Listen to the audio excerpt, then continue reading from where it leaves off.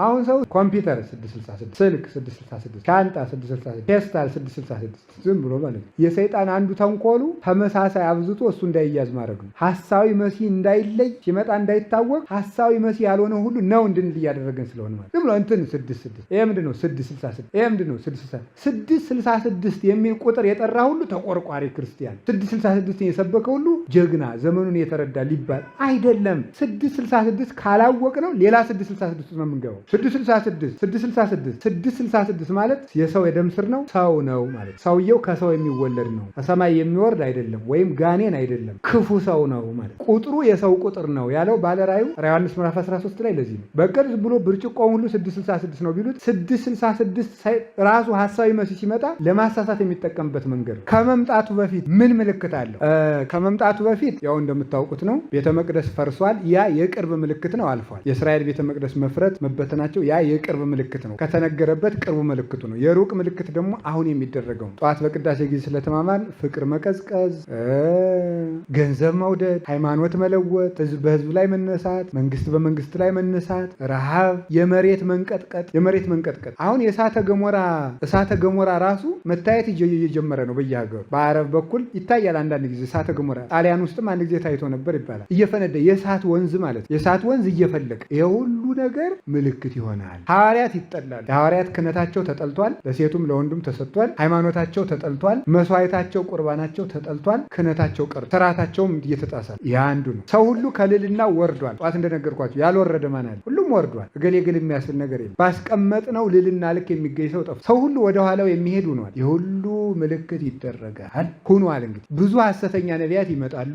መጥተዋል። ሐሰተኛ ነቢያት አሁን በቅርብ ጊዜ እኮ ማርያም ነኝ ብላ መታ ነበር አዲስ አበባ። ልጇ ሲጸዳዳ ተሸፈኑለት እየተባለ ጌታው በስንት ብር ዋስ ነው መንግስት ለቀቀ ፍርድ ቤት መታ ነበር አዲስ አበባ። 72 ሰው አስከትላ እንደያለች በቃ ያ ይመጣል። ክርስቶስ ነው የሚለው ነብዩ ብዛቱ እንዲሁ ነብይነት ለብርቱካን ለሙዝ ለሻይ ለዳቦ ሆነ እንዲሁ እኮ ግርም ነው እኮ የሚያደርገው። ለዚህ ሆነ በቃ እንትን ከረቡዕ ጀምሮ ጥሩ ምሳ ትበላለህ ነብይ፣ ከሐሙስ ጀምሮ ጥሩ ልብስ ትለብሳለህ ነብይ፣ በቅርብ ቀን መንግስት የቀበሌ ቤት ይሰጣል ነብይ። ይህም ነብይ ነው እንግዲህ ማለት። በሐዲስ ኪዳን ነብይነትም ሐዋርያነትም ክርስቶስን አውቆ ለህጉ መገዛት ነው። ሌላ የለም። ከክርስቶስ ጋር መኖር ነው ነብይነትም ሐዋርያነትም፣ ሌላ ነገር የለውም። የሚመጣውን ደግሞ የሚገርማችሁ የዚህ ዘመን ነቢያት ደግሞ የሚባሉት የሚያዩ ጥፋት ብቻ ነው፣ ልማት አያዩ። አሁን ምንድነው ኢሳይያስ ለምሳሌ ኢየሩሳሌም ትጠፋለች ይላል። መልሶ ደግሞ ሐሴት ይፈለፍል ውስተ በዳዋ ለኢየሩሳሌም፣ በኢየሩሳሌም በምድረ በዳው ሁሉ ደስታ ይፈልቃል ይላል። እስራኤል ይጠፋሉ ብሎ የተናገረው ኢዩኤል ማይውህዝም ቤተ እግዚአብሔር ብሎ ይናገራል። ማርያን ጸፈጽፍ ማድባር ብሎ ይናገራል። ኤርምያስ እንደ በግ ተጎትታችሁ በባቢሎን ምርኮ ትጠፋላችሁ ብሎ ተናገር ደግሞ እፌኑ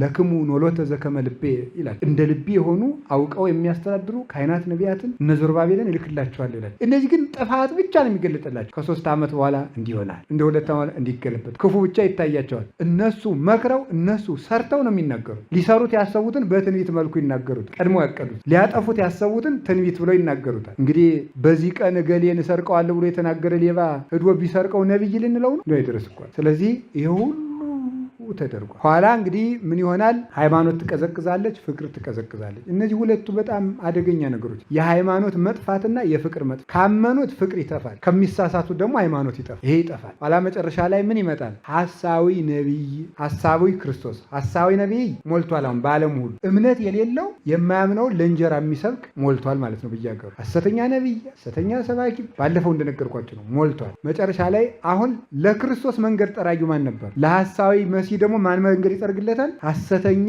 ነቢያትና ሐሰተኛ ሐዋርያት፣ ተአምር አድራጊዎች፣ እነዚህ መንገድ ይጠርጉለታል ማለት። በኋላ ሐሳዊ መሲህ ይመጣል። ሐሳዊ መሲህ ማለት ንጉሥ ቅቡ ማለት ነው፣ የክርስቶስ ስም ነው። ሐሰተኛ ክርስቶስ ማለት ነው ሐሳዊ መሲህ። እሱ ይመጣል። እሱ ሲመጣ የሚመጣው ከነገደ ዳን ነው የሚወለደው። ከነገደ ዳን ይወለዳል። ከዳን ወገን ነው የሚወለደው። ከዳን ወገን ተወልዶ ከአንዲት ድንግል ነው የሚወለደው። ድንግል ነኝ እሱ በውሸት ድንግል ከምትሆን ማለት ድንግል ናት ግን አመንዝራ የሆነች ግን በአፏ ድንግል ነኝ የምትል ተደብቃ ትቀመጣለች። ከኤሳው ወገን የመጣ የሆነ ሰው መጥቶ ከመቃብር ቤት እሷ ጋር አንድ ይሆናል፣ ተወልደዋለች፣ በስውር ያድጋል። ዲያብሎስ ይወዳጀዋል። ሐሳዊ መሲህ ሰው ነው እንድታውቁ፣ የሰው ዘር ነው። ከማን የሚወለደው? ከዳን ነው። ኦሪት ዘፍጥረት ምዕራፍ 49 ላይ ዳን እንደ እባብ ይናደፋል፣ የፈረሱን ሰኮናም ይነድፋል ይላል። እባብ ብሎታል። ዳን እንደ እባብ ይናደፋል፣ የፈረሱን ሰኮና ይነድፋል፣ ፈረሰኛውም ይወድቃል ይላል። ስለዚህ ምን አለ? ራዕየ ዮሐንስ ምዕራፍ 13 ላይ ደግሞ ስታነቡ ወሪኩ ካልአ አርዌ ዘይወፅእ እምባሕር፣ ከባሕር የሚወጣ ሌላ አውሬ አየሁ ይላል። ሌላ አውሬ፣ አንዱ አውሬ ዲያብሎስ ነው። ራዕየ ዮሐንስ ምዕራፍ 12 ላይ የተገለጠለት ዘንዶ አንዱ አውሬ ዲያብሎስ ነው። ሁለተኛው አውሬ ሐሳዊ መሲህ ከነገደ ዳን የሚወለደው። ስለዚህ አውሬ ነው፣ እንደ ድብ ይነጥቃል፣ እንደ እባብ ይናደፋል ብሎ ተናግሮለታል። ማን? ሐሳዊ መሲህ። በስውር ያድጋል። የሐሳዊ መሲህ መልኩ ክፉ ነው። አንድ አይኑ ልም ነው፣ የቀኝ አይኑ ደም የለበሰ ነው፣ እግሩ የተጣመደ ነው፣ ወደዚያ ከንፈሩ እታች የደረሰ ነው። የታችኛው ከንፈሩ ዘያብ እንደዚህ ብሎ በቃ ይህ ቅጥህም አይባል። እንደዚህ ያለ ሰው ነው። ይወለድና በድብቅ ያደርጋል፣ በስውር ያድጋል። ሰይጣን ይዋሃደዋል። ከዚያ በኋላ ማስተማር ይጀምራል። እሱ ምን አለው? 10 ቀንድ 7 ራስ አለ። ዘአሰርቱ አቅርንቲሁ ወሰባቱ አርእስቲሁ ወውእቱ አርዌ ይመስል ነምረ። ያ ሐሳዊ መሲህ ነብር ይመስላል ይላል። ነምር ይመስላል። ወአፍሁ ከመድብ፣ አፉ ደግሞ እንደ ድብ ነው። ወእገሪሁ ከመ አንበሳ፣ እግሮቹ ደግሞ እንደ አንበሳ ያሉ ናቸው ይላል። ማን? ሐሳዊ መሲህ። የሐሳዊ መሲህ ከዛ ምልክት ያደርጋል። ከራሱ ላይ ወውስተ አርእስቲሁ ጽሑፍ ጽርፈት ይላል። በራሱ ላይ ስድብ ተጽፎበታል ይላል። እኔ አምላክ ነኝ የሚለው ነው። እኔ አምላክ ነኝ የሚል ጽሑፍ ያርፍበታል። ከዚያ በኋላ ሰውን ሁሉ እያስተማረ እኔ ክርስቶስ ነኝ ይላል። ያስተምራል። ተአምራትን በሙሉ ያደርግ። ፀሐይን ሳይዝ የያዘ መስሎ ይመጣል። በእጁ ጨረቃን ሳይዝ የያዘ መስሎ ይመጣል። ሁሉንም ታምራት ያደርጋል። ምን እስከሚባል ድረስ ነው የሚያመጣው? ክርስቶስ ካደረጋቸው ታምራትማ የዚህ ሰውዬ አይሻልም ወይ እስከሚባል ድረስ የሚያደርግ እንዲህ አይነት ታምራትን ያደርጋል።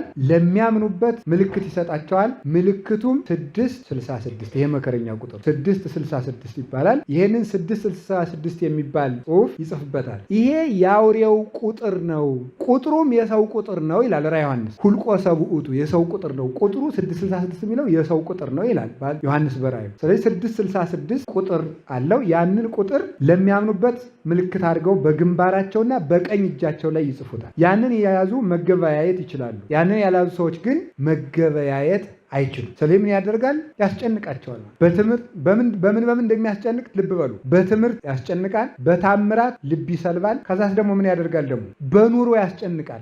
መኖር እንዲያቅተው ማለት ሰው መኖር እንዲያቅተው ያደርጋል። በኑሮ ይመጣበታል። መጨረሻ ላይ ምን ያደርገዋል? ደግሞ ይገላቸዋል። እምቢ ያሉት እንደዚህ አድርጎ በቤተ መቅደስ ላይ በሙሉ የእሱን ስዕል ያቆምበታል። ለእሱ እንዲሰገድለት ያደርጋል። ግፍን ሁሉ ያደርጋል። አውሬ ይመስላል የተባለው ይሄ ምንድነው የሚባለው? እንደ ነብር ይመስላል የተባለው ነምር ፍጥነት፣ ንፉግነት እና ጭካኔ ያለው ነምር። ቶሎ ብሎ ምንድን ነው የሚያን? አንገት አይደለም። የቤተ ክርስቲያን አንገቷ ምንድን ነው? ሃይማኖት። ስለዚህ ሃይማኖቷን ያንቃታል ማለት ነው። ነብር ፈጣን ነው። ሐሳዊ መሲህም ፈጥኖ ያሳስታል። ምሕረት አያደርግ፣ ይገላቸዋል። እንደ ድብ ይቅርታ ለውጫዋለሁ። አፉ ከማንበሳ እገሪሁ ከመድብ ነው። እግሮቹ እንደ ጅብ ናቸው፣ እንደ ድብ ናቸው ማለት ያ እግሩ ብርቱ ነው። አጭር ነው ግን ብርቱ ነው። ሐሳዊ መሲህ የግዛቱ ዘመን አጭር ነው ግን ብርቱ ነው። በቤተ ክርስቲያን ላይ ሙሉ አቅሙን ይዞ ይዋጋል። መከራ እንደዚያ ዘመን የሚጸናበት የለም። ከዚያስ ምን ያደርጋል? እንደ አንበሳ። አፉ እንደ አንበሳ ነው ማለት አንበሳ ሲያገሳ አራዊት እንዲደነግጡ የሚያሸብር አዋጅ ያውጃል ማለት። 7 ራሶች አሉት። እነዚህ ሐሳዊ መሲህ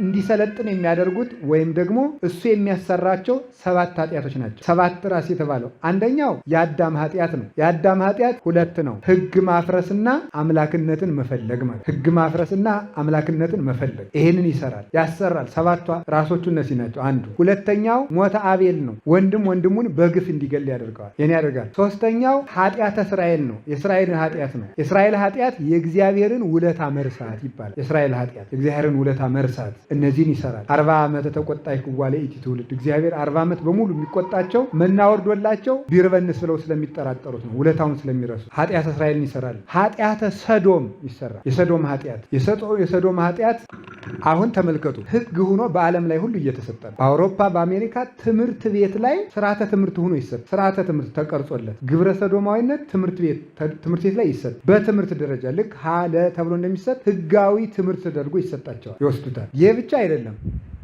ግብረ ሰዶም የሚፈጽሙና ሰዶማዊነትን የተቀበለ ሰውን ሰላም ሳይሉ ማለፍ ራሱ ማሸማቀቅ ነው ተብሎ ያስጠይቅ። እንደው ዝም ብሎ በር እሱ በዚያ ሲያልፍ መዝጋት ራሱ በር ሲያልፍ መዝጋት በሰዶማዊነቱ ተጸይፋችሁት ነው ይባልና ያስከስሳል። ከዚህ ድረስ ሕግ ሆኖ እየተፈጸመ ሴት ሴትን እያገባች ነው፣ ወንድ ወንድን እያገባ ነው፣ እናት ልጇን እያገባች ነው፣ አባት ልጁን እያገባ ነው። አሁን ፊንላንድ፣ ጀርመን እነዚህ ሁሉ ፈቅደዋል። ይሄን አክስት አጎት ቆይቷል። እናትንና ልጇን ደግሞ ወንድ አባት ሴት ልጁን እንዲያገባ አምስቱ ነው እንዲጋቡ ሳምቦ የሚባል ጋብቻ አላቸው። 5 ሴትና 5 ወንድ ሆነው ይጋባሉ። አንድ የሁሉ የሰባት ካህናት ኃጢአት ይሰራሉ። ኃጢአተ ሰዶም ይሰራል። ቅትለተ ዘካርያስ ይሰራል። ቅትለተ ዘካርያስ የሚባለው የትኛው ነው? የካህናት በቤተ መቅደስ መገደል ማለት ነው። እየተገደሉ አይደለም ዛሬ ካህናትን በቤተ መቅደስ መግደል፣ ይሄ ይሰራል።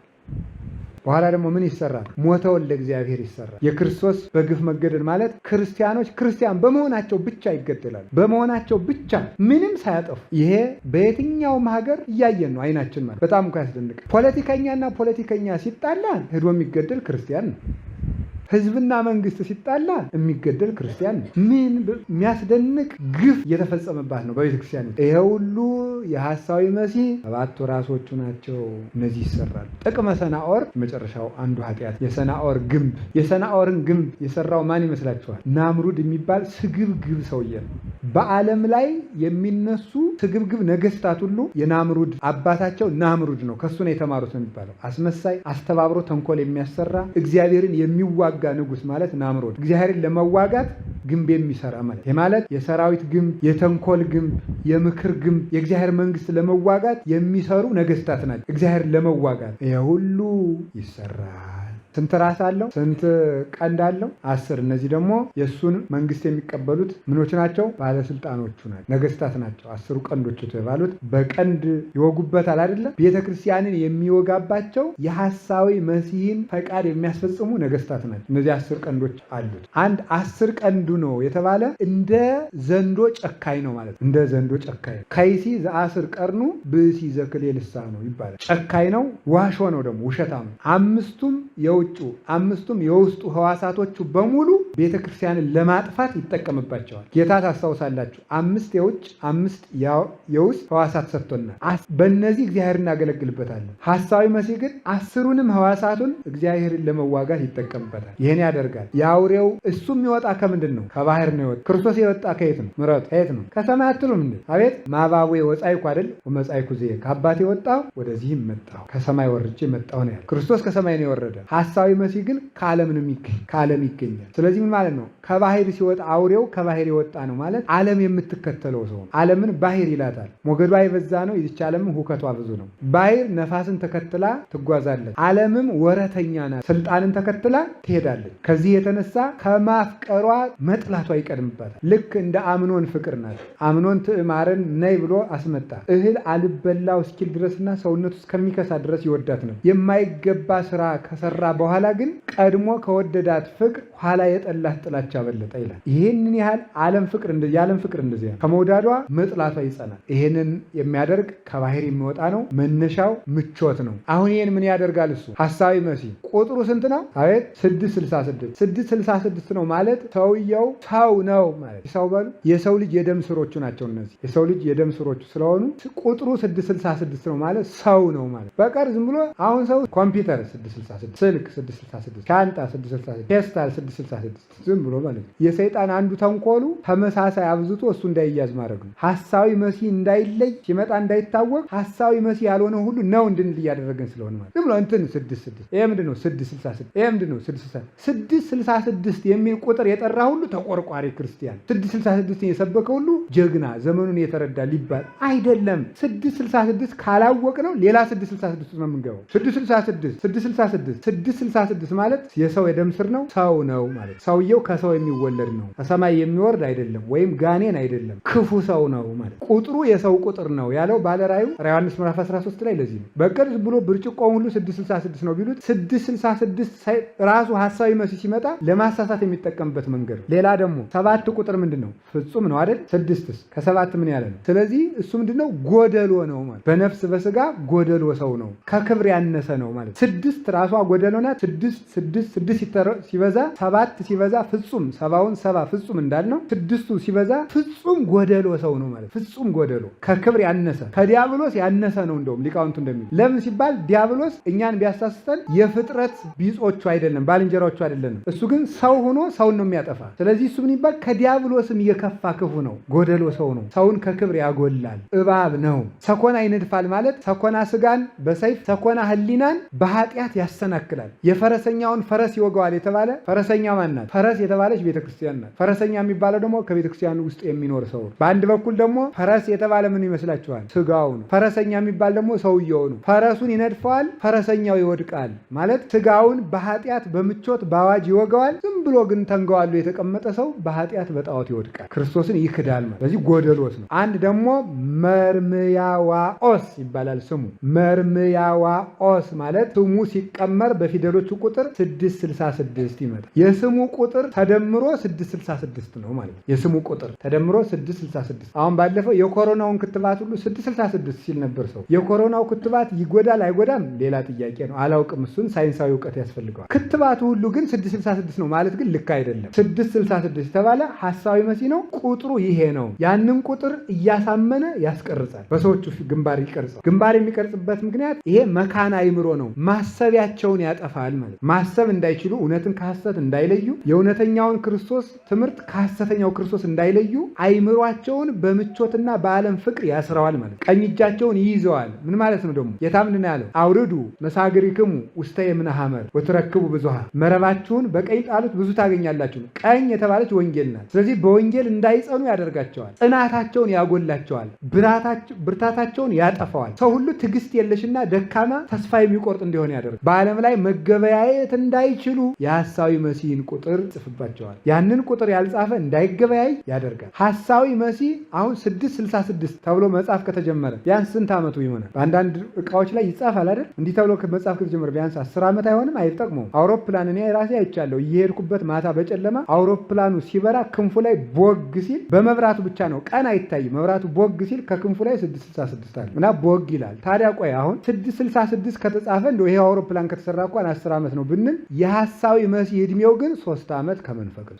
ስለዚህ ሐሳዊ መሲህ መጥቷል አልመጣም? 3 ዓመት ከመንፈቅ ነው ማለት ጠቅላላ እድሜው ሳይሆን የሚያስተምርበት ጊዜና የሚገለጠው ስራ የሚጀምረው 3 ዓመት ከመንፈቅ ነው። በ3 ዓመት ከመንፈቁ እግዚአብሔር ይቀስፈዋል። ለምን? እግዚአብሔር ያንን ቀን ያሳጠረበት ምክንያት ዘመኑ ጨካኝ ስለሆነ የሚተርፍ ስለሌለ፣ እንዲተርፍ ብሎ እግዚአብሔር ዘመኖችን ያሳጥራል። ቆይታው 3 ዓመት ከመንፈቅ ነው። ስለዚህ ሐሳዊ መሲህ ከመጣ አንድ 10 ዓመት 20 ዓመት ሆኖታል የሚል ሰው ውሸት ሆነ ማለት ነው። ምክንያቱም እሱ የሚቆየው የሚያስተምረው ስንት ነው? 3 ዓመት። አሁን ዘመኑ ቀርቧል የሚሉ ሰዎች፣ ሰሞኑን ቀርቧል የሚሉ ሰዎች አሉ። ቅዱስ ጳውሎስ ለተሰሎንቄ ሰዎች ሲገልጥላቸው አንደኛ ተሰሎንቄ ምዕራፍ 2 ላይ ምንድን ነው? የአመፃ ልጅ ሳይገለጥ እግዚአብሔር ምጽአቱን ምን አድነው አያደርግም ነው ያለ። የአመፃ ልጅ ሳይገለጥ የተባለ ማን ነው? ሐሳዊ መሲህ መገለጥ አለበት። ቀድሞ ለትምህርት እሱ ይገለጣል። ስለዚህ አሁን ያ ምልክት ወደፊት ይመጣል። አሁን አንድ ነገር ልንገረው፣ ሐሳዊ መሲህ ወደፊት ቢመጣ ብለው ተስፋ አድርገው የሚኖሩ ነገስታት ይኖራሉ። ዛሬ የሱን ቁጥር እየጻፍን ቆይተን ኋላ ቢቀበለን የሚሉ ሊሆኑ ይችላሉ። ግን 666 ቁጥር ሁሉ የዲያብሎስ ነው ማለት ውሸት ነው። አሁን ለምሳሌ አንደኛ ነገሥት ምዕራፍ 10 ቁጥር 14 ላይ